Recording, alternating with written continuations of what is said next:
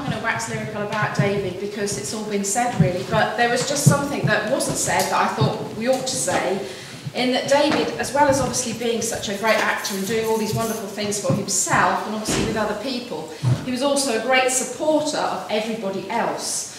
And we do quite a lot of variety sort of shows, and I have had the dubious honour of leading some of those. And I was always immensely grateful when I picked up the phone to David and said, David, will you be part of this, please? And he said, yes. I said, yes. Because if David was on board, you'd know that you've got a bit of quality in there to go along with all the rest of everything else that happened on those nights. So he did some great bits of variety in some of our shows that we've had over the last few years, and I'm immensely grateful for that. So this is a poem that he enjoyed, that I think he read and actually did for Jean Jones's tribute. And I hope you enjoy it. It's Gus the Theatre Cat. Gus is the cat at the theatre door. His name, as I ought to have told you before, is really Asparagus. That's such a fuss to pronounce that we usually call him just Gus. His coat's very shabby. He's thin as a rake and he suffers from palsy that makes his paw shake. Yet he was, in his youth, quite the smartest of cats, but no longer a terror to mice and to rats. For he isn't the cat he was in his prime, though his name was quite famous, he says, in its time. And whenever he joins his friends at their club, which takes place at the back of the neighbouring pub, he loves to regale them, if someone else pays, with anecdotes drawn from his palmiest days. For he once was a star of the highest degree. He's acted with Irving, he's acted with Tree. And he likes to relate his success on the halls, where the gallery once gave him 7 cat calls. But his grandest creation, as he loves to tell, was Fire for Fiddle, the fiend of the fell. I have played, so he says, every possible part, and I used to know 70 speeches by heart.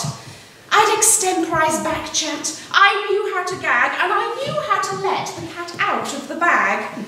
I knew how to act with my back and my tail. With an hour of rehearsal, I never could fail.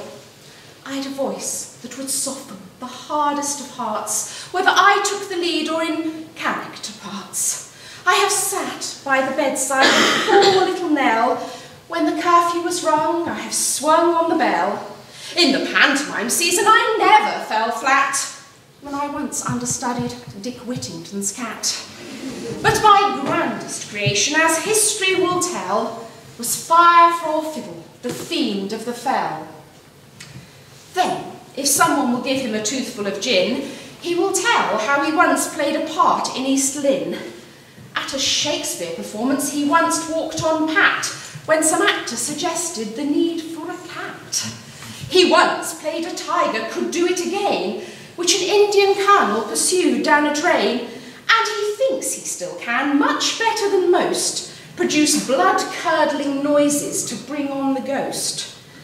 And he once crossed the stage on a telegraph wire to rescue a child when a house was on fire.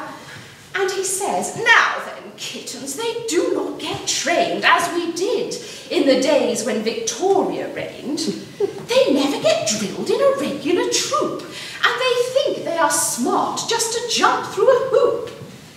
And he'll say, as he scratches himself with his claws, well, this theatre's certainly not what it was.